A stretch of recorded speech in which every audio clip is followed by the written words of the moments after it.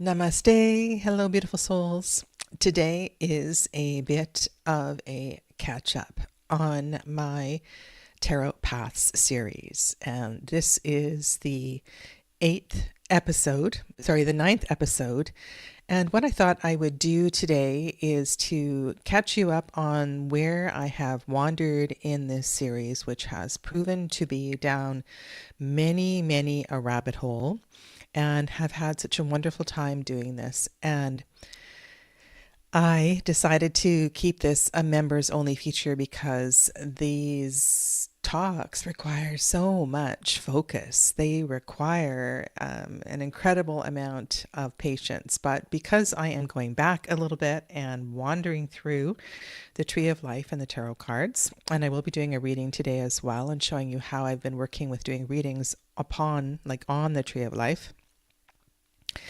I thought I would share this with you because it's been so wonderful and exciting. And I know not all of you are members of the channel. And I feel that I just want to make this available for all of you. So I hope that a few more of you show up in the chat today. And I know this is unscheduled for most of you, but welcome to the regulars. Hi, Mary Beth. Those have been here from the beginning. I decided just seconds ago to change my deck. So I have been working with the larger cards, and today I just went and grabbed a smaller deck, because that might give us a little bit more space and be able to get more cards on the table. So if you're just showing up here, welcome. My name is Sadhana, and I have been teaching and practicing tarot for a long time, and I absolutely enjoying this series beyond anything I can share with you. So if you are not familiar with where I am and what I'm doing, this is a paradigm, let us call it that. It's the Tree of Life. It is a mandala. It can be expanded out to the flower of life and other sacred geometric shapes as well. Hello, Saskia, welcome. And it is a shape upon which the tarot cards fit so beautifully.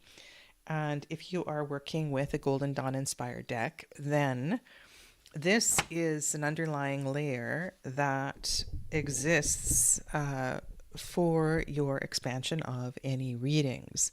And it is a layer that many readers don't get to because there's so much to talk about in a reading already, but this is something that is just proven to be quite something.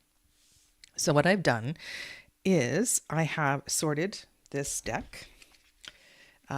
This is the Smith Waite Mini Tarot in a Tin, into numbers, and separated out the court cards, and I'm going to lay these on the table and just talk about this. So up at the top of the tree, now you're going to also hear me talking about the chakras, because the mandala of the chakras also sort of kind of fits here, and not perfectly. They are quite different systems, but there are some crossovers, and so you will hear me talk about that a little bit. And I have taught courses on that as well. Everything that I have done up to this date is linked, I believe, in the description box below if you're interested in working with me. So at the top of the Tree of Life, we find the sephira of Keter. And individually,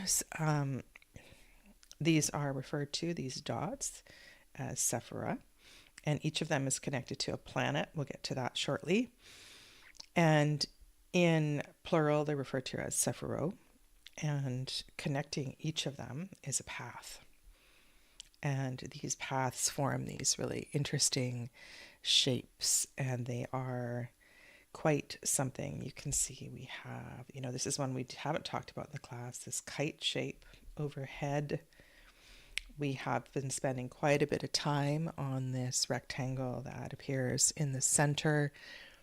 That to me looks like a three-dimensional, if we're just working with this shape here, it looks like a three-dimensional sort of a pyramid where this central six rises up above.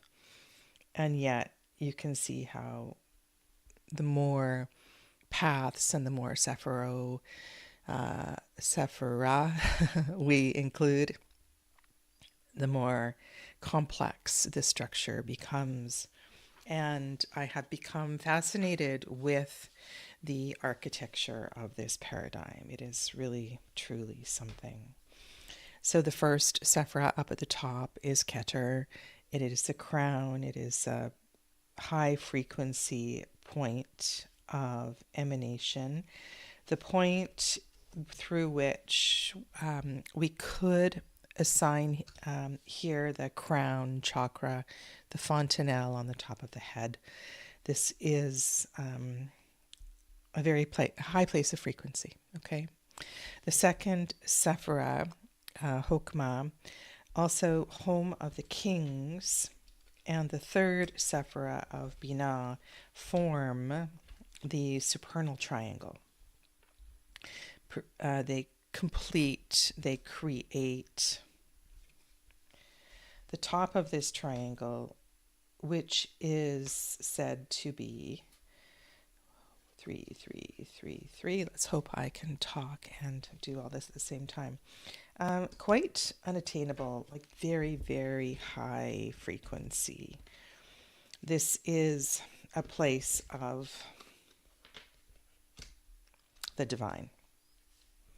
And so what does that mean for the tarot? That means that although when we are talking tarot and doing readings, these cards, Ace, 2, 3, feel an awful lot like beginnings. They are as close to the divine as you can get. They are, nothing can really go wrong in these numbers. They feel extremely high frequency. Now these layers get more and more complex as we go along, and I'm going to try to slowly build this, and you'll hear me contradict myself multiple times, because when you are reading tarot and working with the tarot, and welcome to Nine Worlds Tarot. Hello. I'll do my best to keep up with the chat today. I don't think it will be too busy, but it is it's a lot to go back and forth to the chat and talk about the tarot at this level, so forgive me if I miss a comment. Excuse me. All right, so we have this supernal triangle, and there are lessons, there are perceptions that sometimes feel like they confound one another. The first sephira of manifestation is the sephira of Hesed. And Hesed is the center of the right pillar. Another thing that you should know about the tree of life is that the tree of life is, you could say, looking away from us.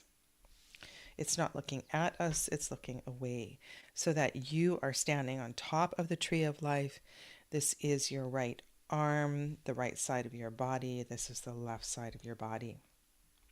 Just like we talk about in everything else in tarot, the right side does have connections to your divine masculine, your solar active self, the left side to the divine feminine, your lunar receptive self. And you can see that atop of the left pillar, we have the sephira of the queens, and atop the right pillar, we have the sephira of the kings. So masculine pillar, feminine pillar, okay? First sephira of manifestation. Divine supernal triangle. Fifth sephira is a very challenging sephira. It is the home of all of the fives, known as Geburah, and again, my Hebrew, I do not speak Hebrew, and I apologize for my pronunciation. So the fives, very challenging place. It is the center of the feminine pillar, center of the left pillar. And it is directly across from the fours. And there is this very powerful energy here that runs between the fours and the fives. So as we land in, I'm going to add the planets shortly here, and you'll see how this adds yet another conversation. This is the sephira of Jupiter. This place where we land in the world is one of expansion, wanting the very, very best for us. And it sort of expands and drives us out in lots of different directions, one of which is toward some of our greatest challenges in the fives. And then the sixth sephira sits at the center of the tree of life. And I'm not going to be building the whole tree of life today. I'm only going to be going to where we are in the course, okay? And this central sephira also speaks to the heart chakra. It is a place of balance and beauty and gardens and harmony and peace, safety and contentment. Now, the product of the kings and the queens, right? The child of the kings and the queens is the knight.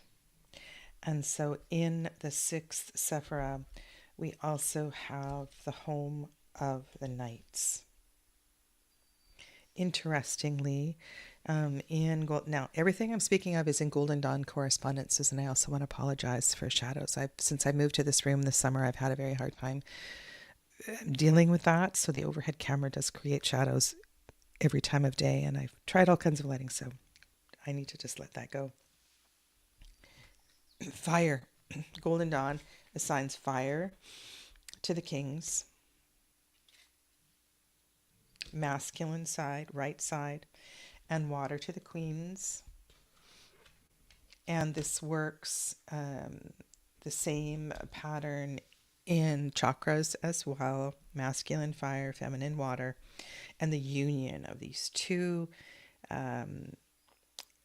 elements is air. Heart chakra, element of air. Union of fire and water is air. And so these are the first six sephira. And then we talked about six. And then from six, we go to seven. And we have gotten as far as 7 and 8 in the class. And I might have to move these up just a little bit, even with the mini cards. So here is the seventh sephira of Netzach. And Netzach is the home of Venus. And this is a really great exercise to do on your own table. If you have a mini set of cards, of course, it's easier to do. To begin to start to look at connections. And in this weekly chat that I've been doing, I am not really speaking to the sephira. That has been the work of a course I did called Tarot Foundations 2. It is linked below. As well, I did a class on the sephira when I was talking about the planets. So this has really been building over years of different classes that I have been teaching. And I know I have shared a lot of this in my Saturday chats as well. Okay, so here are the first 8 sephira. You can see that 7, Netzach, it completes the right pillar, and 8 completes the left pillar. So we have a masculine pillar of 2, 4, 7, and a feminine pillar of 3, 5, and 8. And these might not be cards that you necessarily associate with the feminine and the masculine, but these are the sephira of those two pillars. And there is, of course, a balancing relationship between 2 and 3. They really cannot be separated in conversation. When you have twos in a reading, you need to be looking for the balancing of threes and vice versa. The fours and the fives harmonize each other. The sevens and the eights are essential for balance and harmony. We need to look for the other in a reading. Salama, welcome to you. So this is where we are as far as sephira in this chat that we've been having on Saturdays. So where this dives off, if you will, is a discussion of the connecting paths. And in the first class, we looked at the relationship between the Fool and the Magician as the two paths that emanate from. May I post if it is yes? I'm not doing readings, Salama. And if the regulars in the chat could help me with requests for readings and so forth, that would be great. This discussion here today is a lesson on the tarot. It is part of an ongoing early Saturday morning chat that I've been having. And so to reflect on the Fool and the Magician, both emanating from Keter as high frequency lights, beams of light that begin our journey in quite different ways, is really a different way to look at the Magician and the Fool. And one of the questions that I'm not sure I have personally answered is why? Why would the Fool be the connecting path to the masculine and the kings?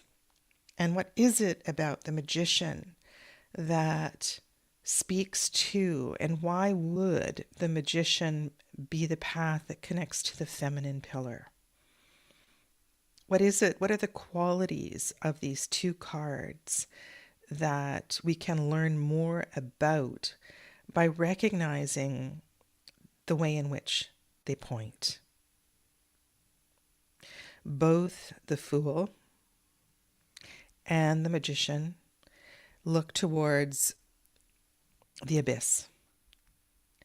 They both now, those of you that have studied the Waite-Smith Tarot and other tarots will know that there are a lot of hidden and really interesting things to discuss in the way that these cards are drawn.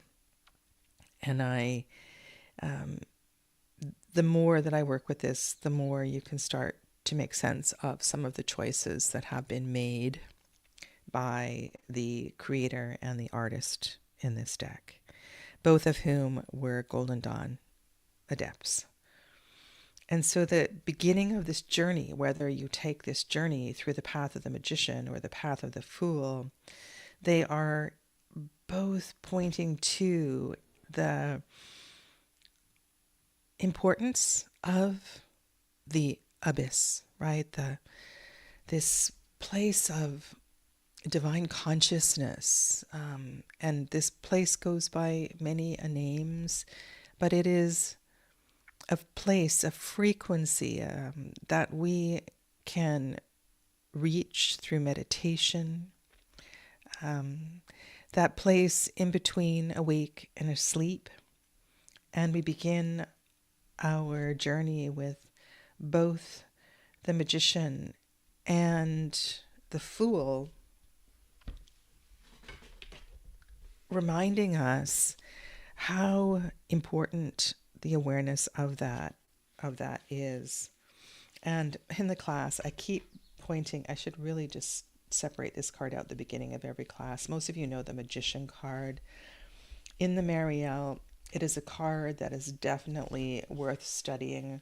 The Magician And Marie White, though she does not subscribe to Golden Dawn Correspondences, she does talk about the Tree of Life extensively, and she does, it's not here because I read with this deck all the time, she does write about the Tree of Life extensively, talk about the energy of the sephira. It does not follow the Golden Dawn system. So this is a deck that has its own rhyme or reason for, there's a High Priestess, looking for the Magician. But there is so much greatness in this deck, so much to learn. The Magician in this deck, I cannot say enough about this card. We see the significance of the masculine, feminine through the two pillars. We see a lotus of sorts that perhaps refers to the High Priestess, the middle pillar. The Magician holds everything. The Magician holds the Merkaba. The abyss is acknowledged in the blackness of the cape.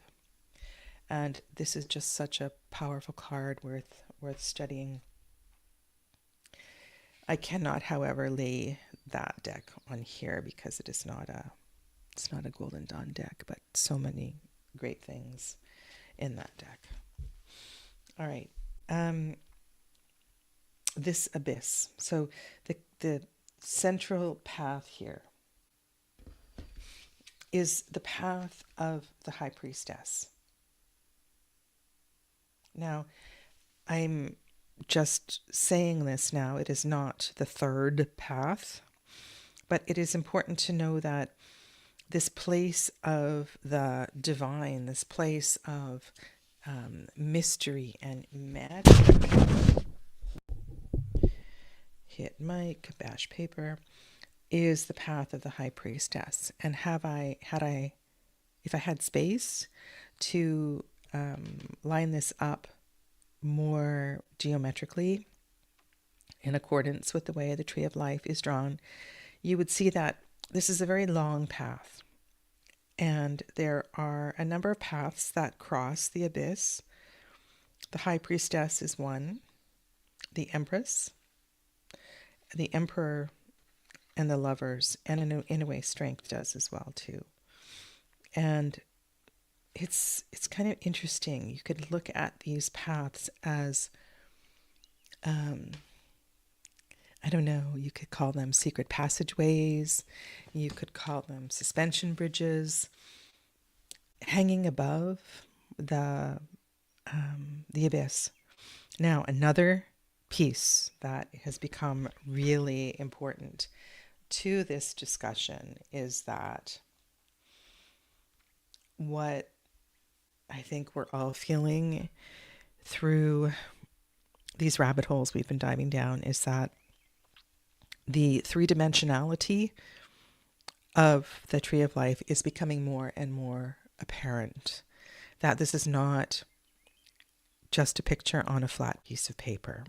This is an incredibly complex and moving design. And as I mentioned at the beginning, we have been more recently looking at this central rectangle and thinking about the sephira of Tiferet and the Knights and the Sixes as being above, but at the same time, it's also on the other side, creating a three-dimensional shape. And so this is a moving, living, breathing piece, and it is just beautiful. Created some amazing reflections. Connecting the twos and the threes. Connecting the sephira of the kings and the twos to the queens and the threes is the path of the Empress. Right? So the third major arcana connects the twos and the threes. The archetype of the great feminine is the one that completes the supernal triangle. It is the one that creates the container of the supernal triangle. The divine masculine is not here as an archetype unless you want to see the magician or the fool as the divine masculine. And interesting that we have two traditionally male archetypes completed by a feminine archetype. And so this supernal triangle contains the kings, the queens, the empress, the fool, the magician, the aces. Okay, and the energy of the high priestess emanates within it. You'll also notice that the path of the two majorly important feminine archetypes cross each other. So they are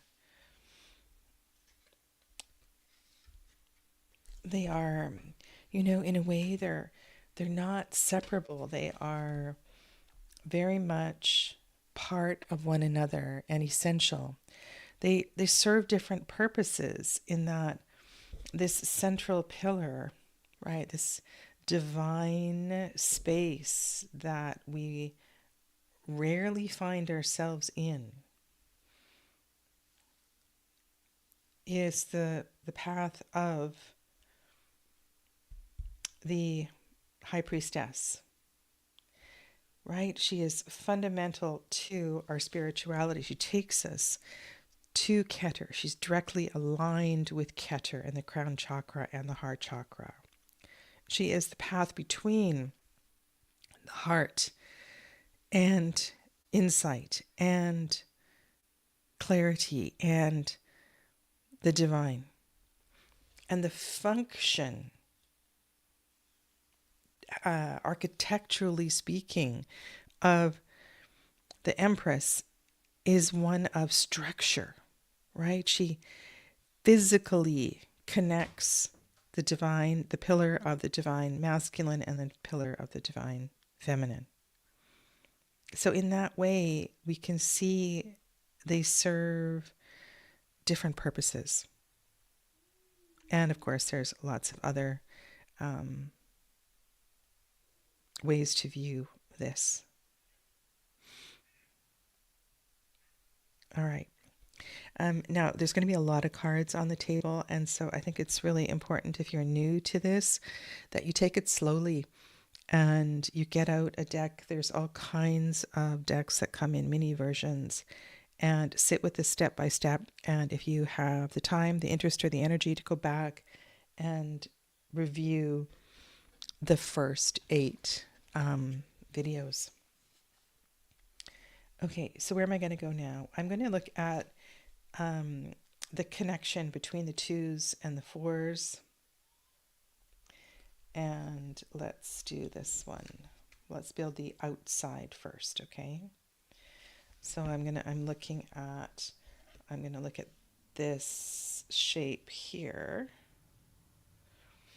So connecting the 3s and the 5s, we have the path of the chariot. The path of the chariot takes us from the sephira of the Divine Mother to our greatest challenges. And I think this is another way to really understand the chariot card, in that, hello Jazzy Bella, that where we are heading out with this journey with the chariot really is into the great unknown. And of course, there are going to be obstacles and contemplations that may change our life forever. I mean, the 5s are such powerful, powerful cards. The path of the chariot mirrors the path of the Hierophant. And the path of the Hierophant takes us from the sephira of the kings and the 2s, 2s being a place of relationship, balance, to the 4s, even numbers from 2 to 4. If you look at both of these cards, they both suggest paths that consider balance between feminine and masculine. We have two pillars here, two sphinxes. We have two sides of the chariot itself. And so there's this interesting question and reflection that comes up in how is the path of the Hierophant different than the path of the chariot? And it really makes this path feel more, almost more personal. This one a little bit more divine. The Hierophant as conduit, right? So that you see the hand up, both hands are up, as conduit of information, messages from the divine. It makes perfect sense if we look at the fourth sephira as one of the first sephira of manifestation. We land here in solidity. We land here in safety. So we arrive in this manifest world with all of our feet on the ground, secure and safe for a while. And let's just move this one up a little bit. And then connecting the fourth and the fifth sephira is the path of strength. So one of the beauties of working with this paradigm is that we need not concern ourselves with whether strength is 8 or 11 and other questions like that, because these paths are the paths regardless of whether strength is 8 or 11. It's the same. In the same way that this is the path of Taurus and this is the path of Cancer, that doesn't change. This is the path of Leo. So this path of strength connects the sephira of manifestation, the sephira of greatness, to the sephira of great challenges.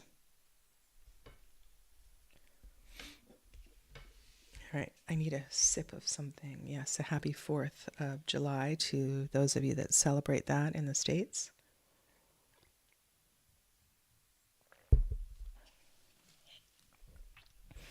These cards are from Patrick Fogarty's Living Wheel Astrology cards. And I find these are also useful to add to the conversation. It's going to really crowd up. I'm going to put them on and take them off, but just knowing that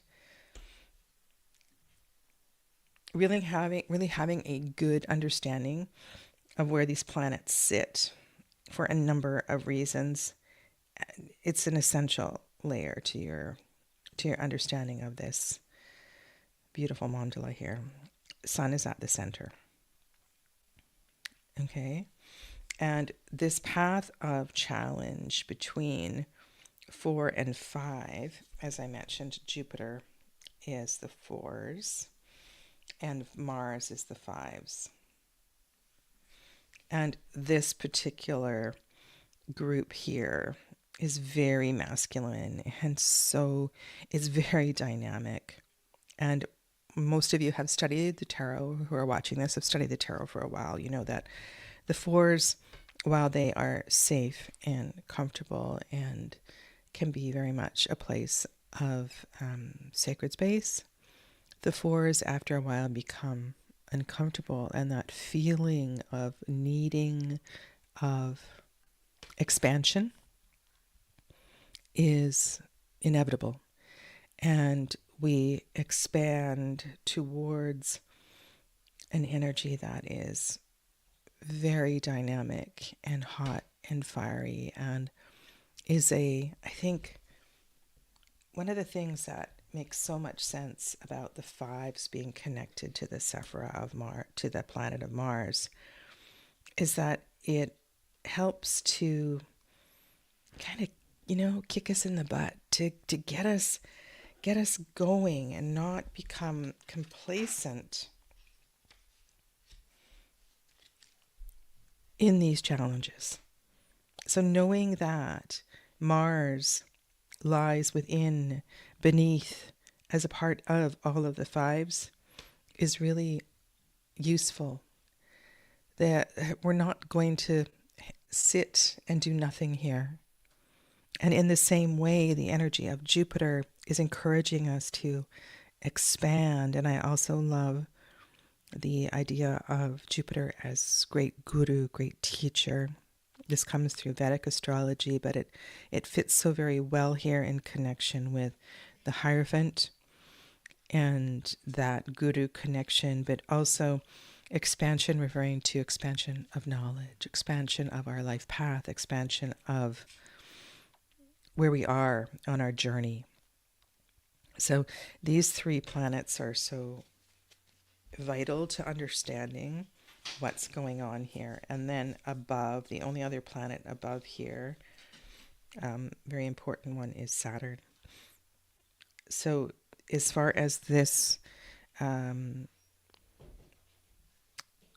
diagram goes, this paradigm mandala, there it is said that the second sephira is all of the planets, okay, and the above is the cosmos.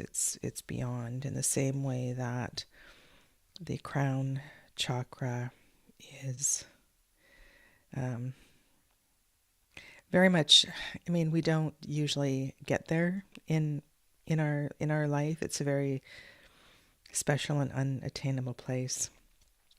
Saturn is beyond. At one time, it was the furthest planet, and very powerful paradigm as the archetype of all of the queens and the container and this great sea of Binah, as this sephira is known.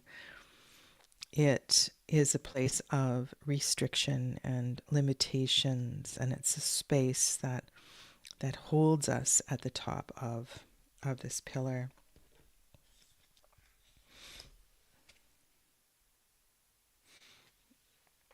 Okay, now, and can I say, unfortunately, that's not all there is here at the top.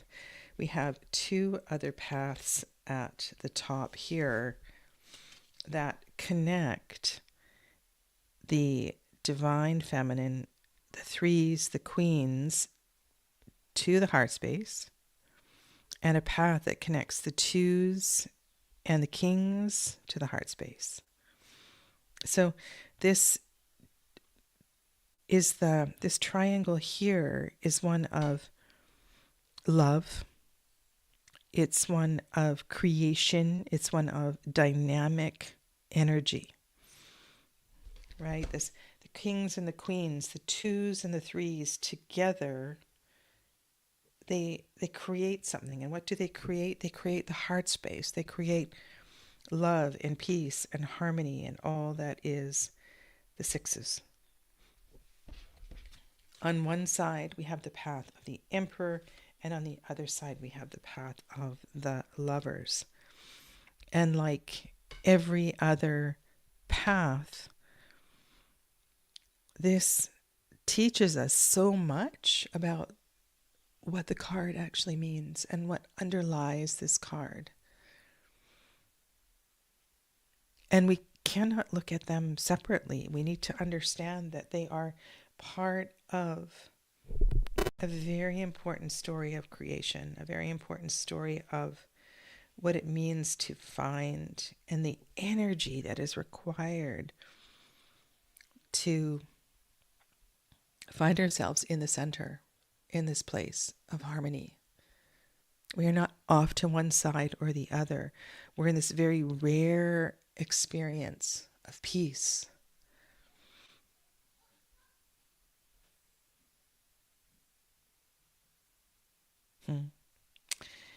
Yeah. So now you can see that strength is buried, and I need to bring strength above.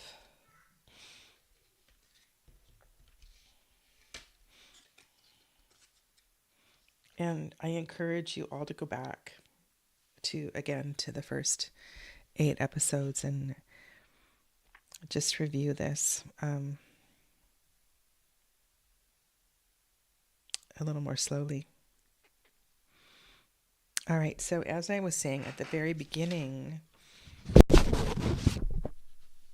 so here is strength. We have this, here's Tiferet here, sixes.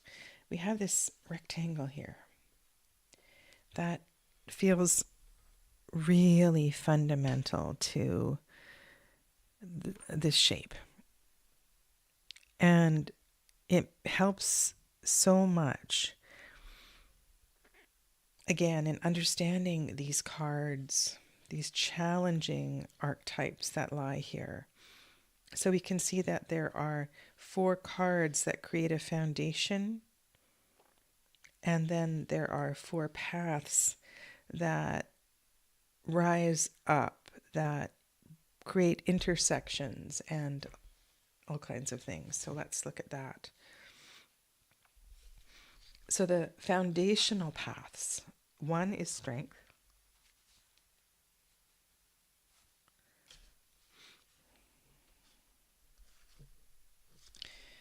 One is the wheel, which you might not expect to be foundational, but it is reflecting the path of the hanged man. Now, what happens if you look at these 2 cards together? This is a kind of I liked this lesson when we were looking at 10 and 12 together. That implied here the importance of contemplation on this path feels really important. When you think about how the chariot is not moving here, it's not moving in the Crowley deck either. That there is, on this feminine pillar, the importance of reflection is very important, as opposed to on this pillar, there is implied action. There is implied change, I believe, in all of the cards. Something's got to give.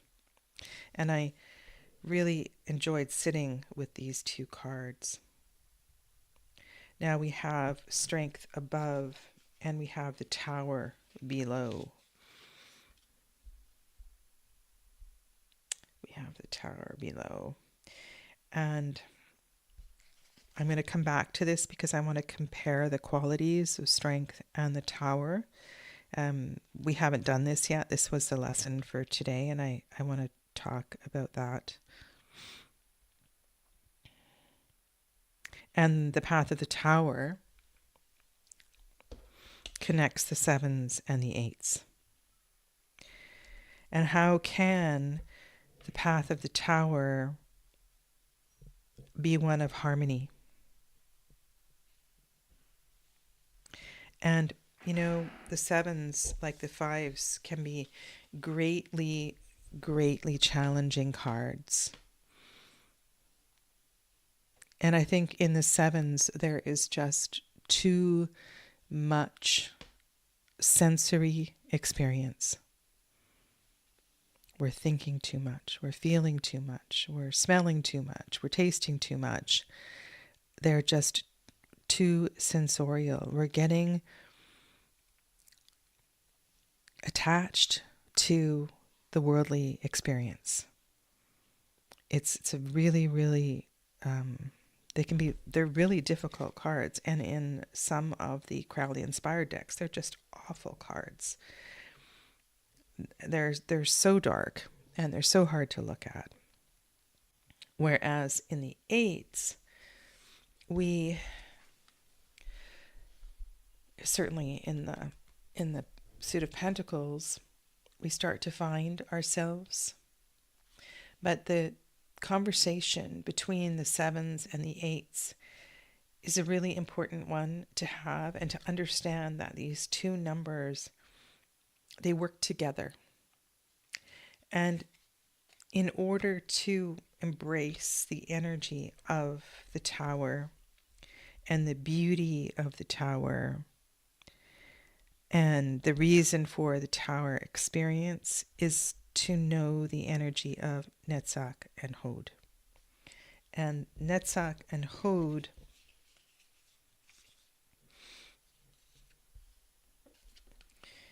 reflect the energy of Mercury, the planet of Mercury, but also the wisdom and the healing energy of Mercury, Asclepius. And on this side, we have our Venusian experience. And these two planets, these two numbers,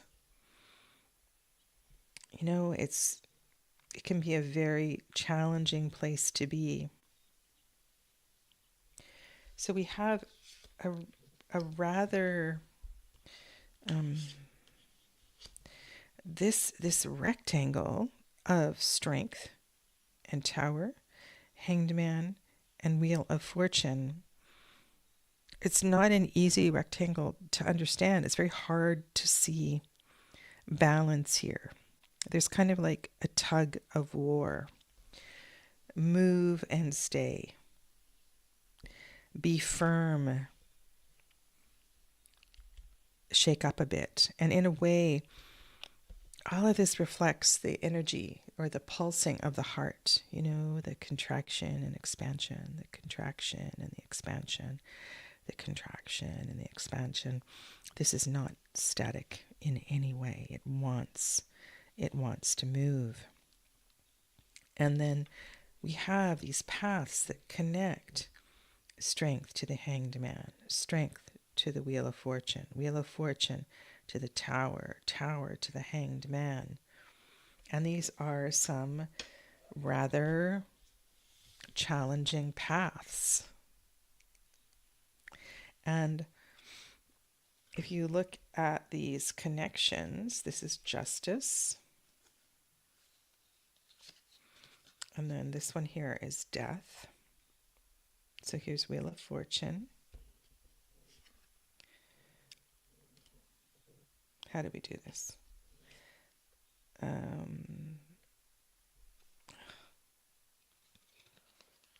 Yeah, this way.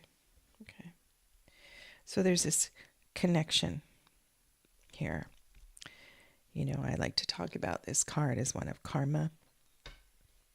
And there is just a really, I mean, this is a very exciting path for me. Moving from chariot to justice to death. And then where we go from there, I mean, that's up to you. But the link between justice and death, there's so much realization that happens here. And all of this is centered around the heart. Like I said, this place of not only the pulse of the physical heart, but spirit wanting us to be aware of change and balance. And we haven't got here yet, but pulsing up to here is the path of temperance. So temperance is coming up here, right? It's a path that wants us to find harmony. And we're learning here about letting go. And we have these two cards here of wheel and death that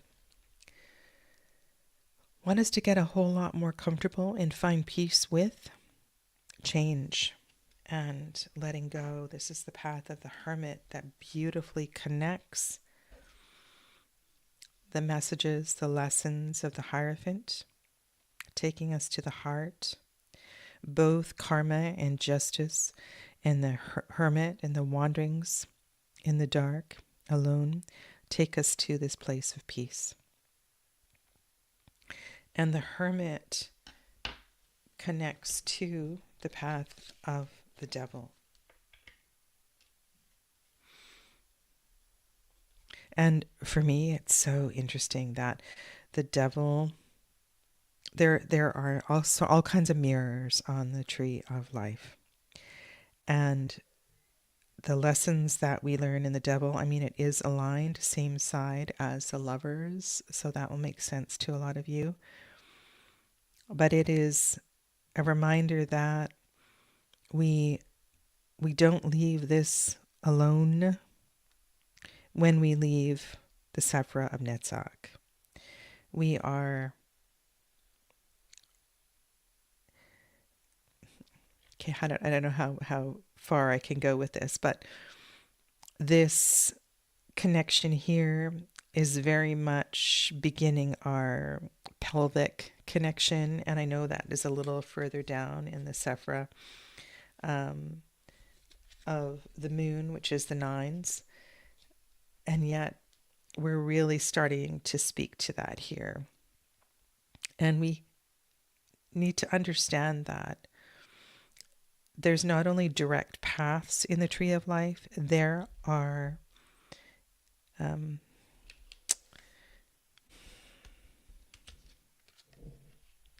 there's not only direct paths in the tree of life, but there's also mirrors and reflections. And everything is connected. And I want you to think about all of these paths. So and this is how it works in a reading, if there's a tug, if one is pulling a little harder, then all of the others are moving, and they might be resisting, or they might be giving way.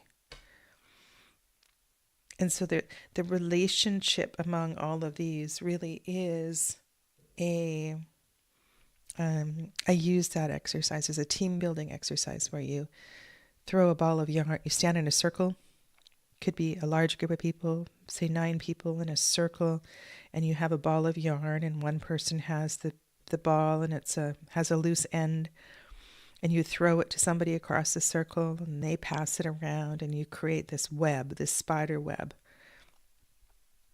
And then you can, once you've created a bit of a spider web, you can do things and be aware of what it feels like when one person moves back or moves forward a little bit. You can practice untangling it. It's such a great team exercise. And so in this picture here, we can look at all of the cards that touch this pillar and reflect upon lessons of the divine feminine. And on this side, contrarily, lessons of the divine masculine. We can look at what it means to be balanced and harmonious. This is the central path. And so part of that story, and central to that story, is the path of fortitude, the path of strength. And this is such a beautiful card in every level. And the strength of and the balance of our animalistic self, and you can see the fire represented here, the divine masculine energy, the divine feminine energy. They lean into one another. They appear intimately connected.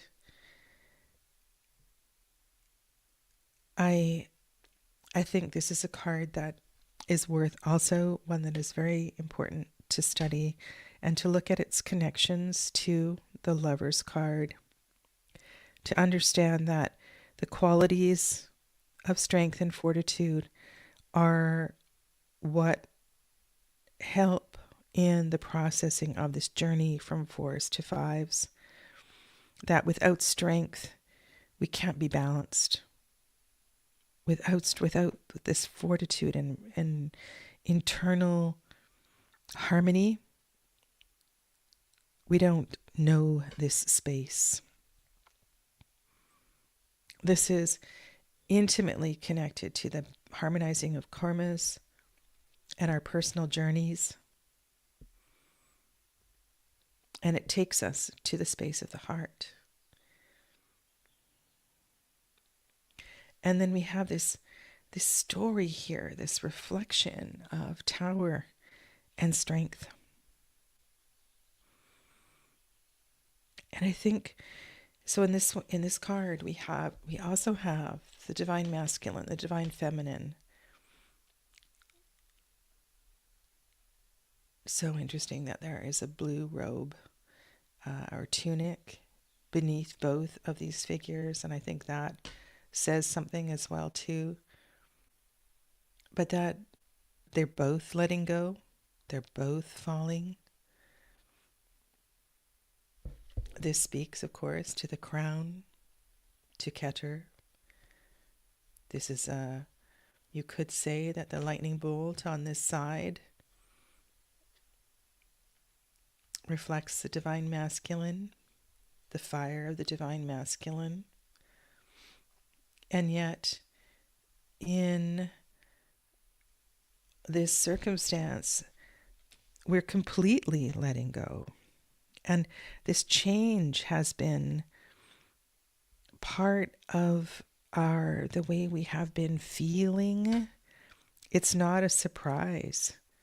It's like a revelation. It's part of this contemplation.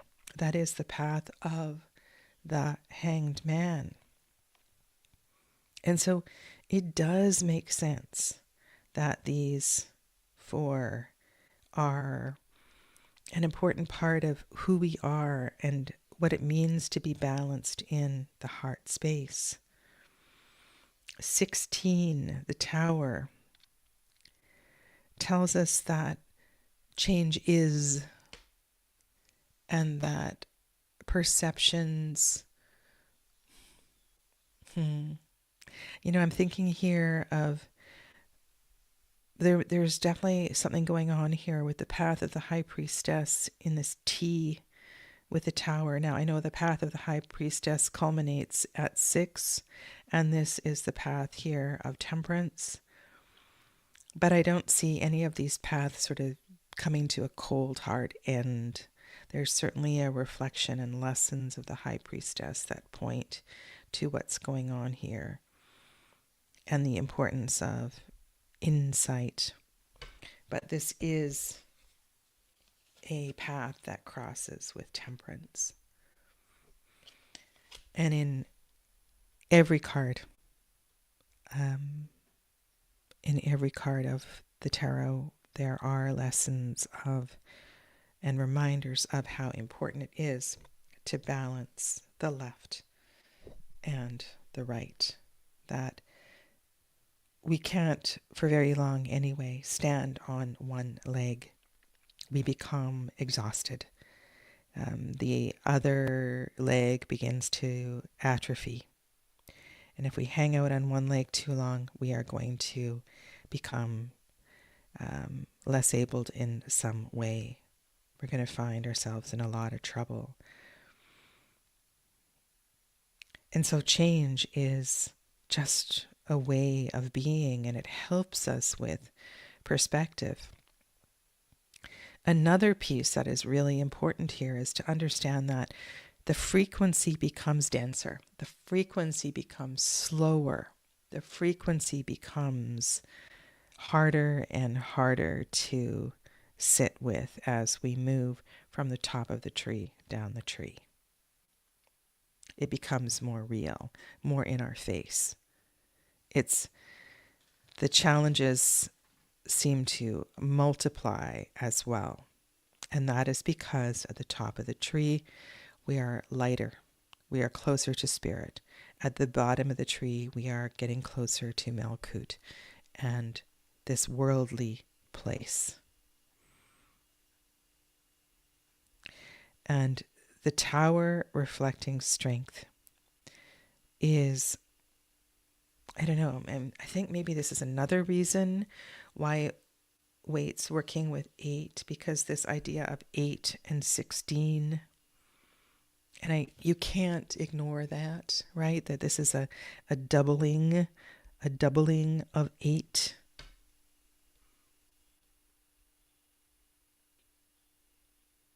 And you also can't ignore that there's this higher frequency that serves a similar purpose. All 3 of these cards connect us. They help us with our lefts and rights. And if there is a foot down here and a foot down here, and this is between the legs, I think there's something here about a metaphor of dance that feels kind of important here. we can't be too anchored in one or the other. We need to learn about being both.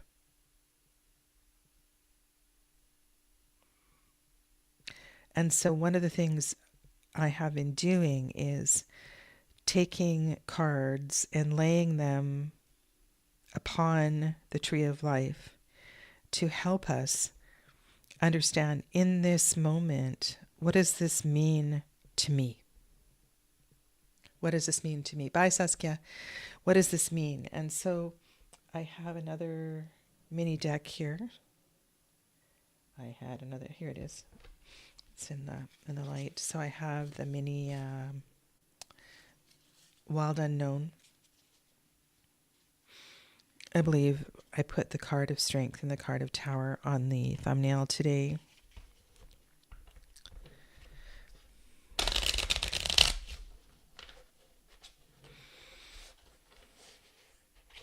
And you'll notice that there is no path connecting Strength to the Tower, but there are many influences.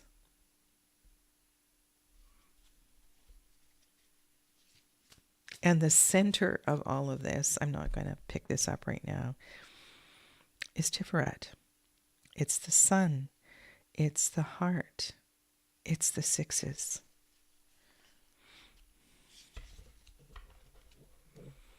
And so all of this is about wanting us to find a place of peace.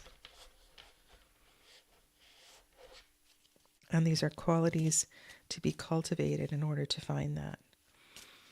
So if you're not finding yourself in a place of peace, maybe these are two cards that you want to lay down as topic cards and just sit with that energy. What is it that I need to let go of? What are qualities of the Tower that I need to embrace at this time? And qualities of Strength that I need to cultivate at this time? Is there a lesson here for me in this moment? Help me to understand the relationship between Strength and the Tower for me in this moment. And for me to do this personally, it's challenging, and I've been sharing a lot, and we'll see what happens here. And I'm going to do 8 and then 16. And it's kind of interesting. I'm just sort of letting this flow, but I also want to draw a card for the Empress. And I'm going to draw the cards 1, 2, 3. That's just sort of how I'm rolling with this. Okay? So that's what I'm going to do here. I'm just simply going to split the deck and draw a card for Strength and the Tower and the Empress.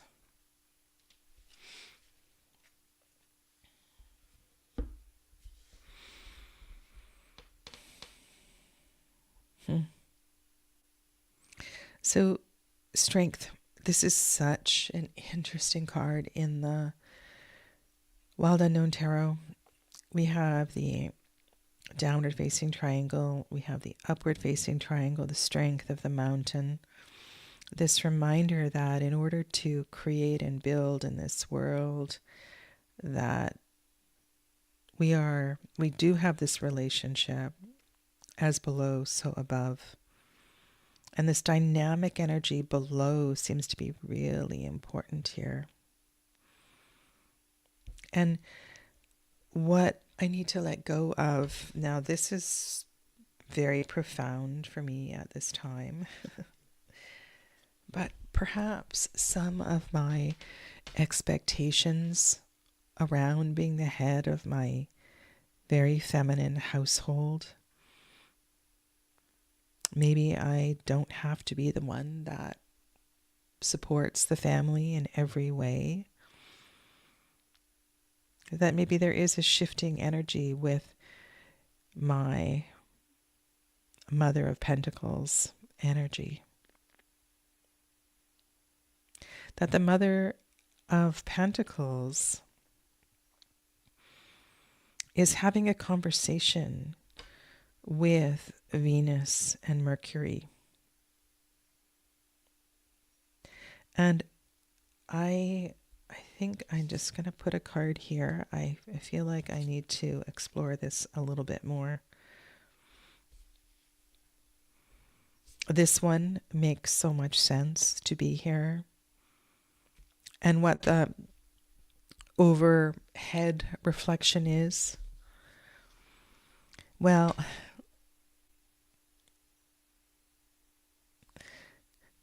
the Hanged One, no matter how you cut it,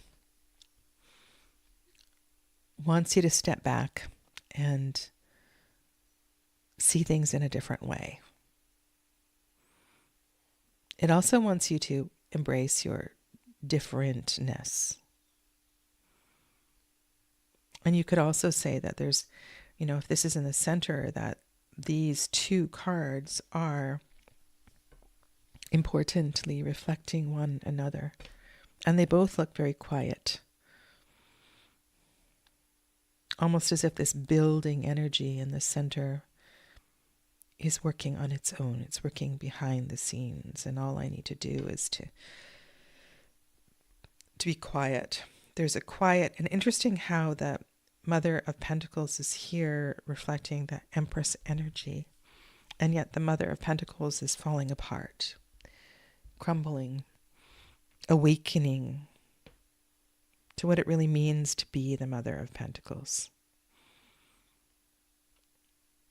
And so, depending on which card is really speaking to you, if you are going to do something like this, maybe it's this strength card that makes no sense, and you would want to do a card and look at the 4's Jupiter and the 5's Mars. But for me, it's down here, and this question of letting go and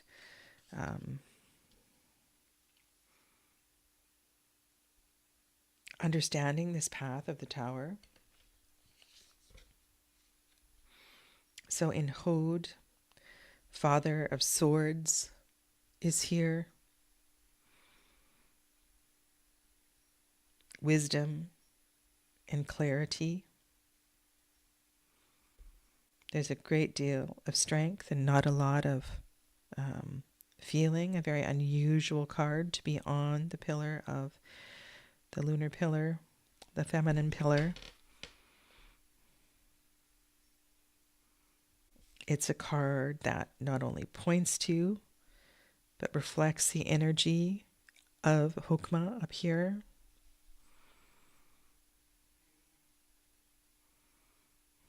This 4 feels unprocessed, almost as if, because the 4s are here, feels unprocessed.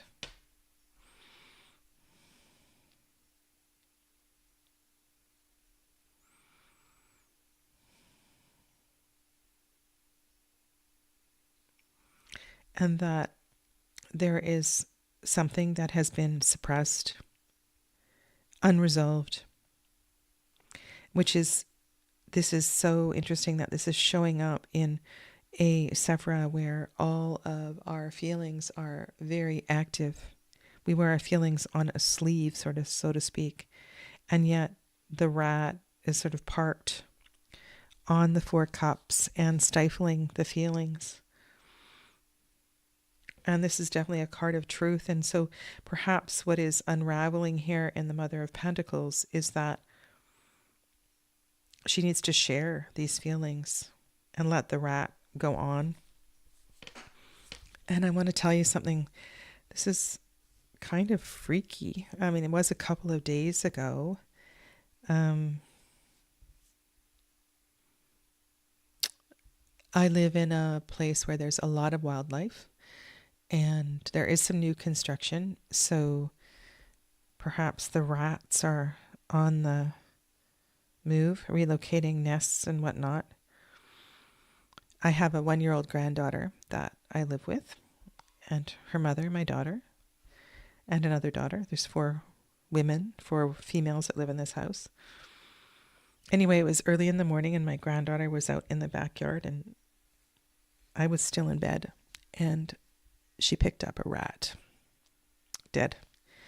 And I heard my daughter scream, and so I jumped out of bed. And of course, the toddler dropped the rat, and I disposed of it. But it's just too close temporally for me to not think of that and disposing of the rat. And I don't know, I just think the tarot is so incredible.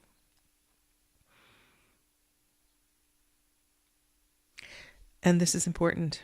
This is really important, that the wine, the water in these cups wants to flow, and that it's time to let the rat move on and to let this water flow freely. And though that may present challenges now, so here's an example of where I'm aware that the 4 of Cups may lead to any one of the 5s.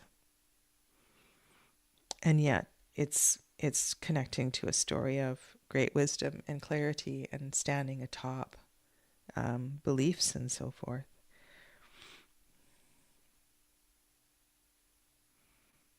In order for this entire rectangle to be stable, this story of give and take and push and shove is so very, very important. And so in conclusion for today, I just wanted to share with you that this has been and will continue to be, we've got lots more episodes ahead, one of great rabbit holes and insight, and really deepening my understanding of how I might work with the tree and what understanding these connections and these paths might mean. It has built all kinds of layers into the work that I do with clients as well. And it's been a great study. So I hope that whatever part of this video that you watch today, that you can understand the great depths this might take you to in your journey as a tarot reader. And thank you, if you're still here, for being here. And I want to wish you a lovely rest of your day. And next week I will resume to members only, and for the duration of this series. Blessed be. I hope you all find some peace in your day. Namaste.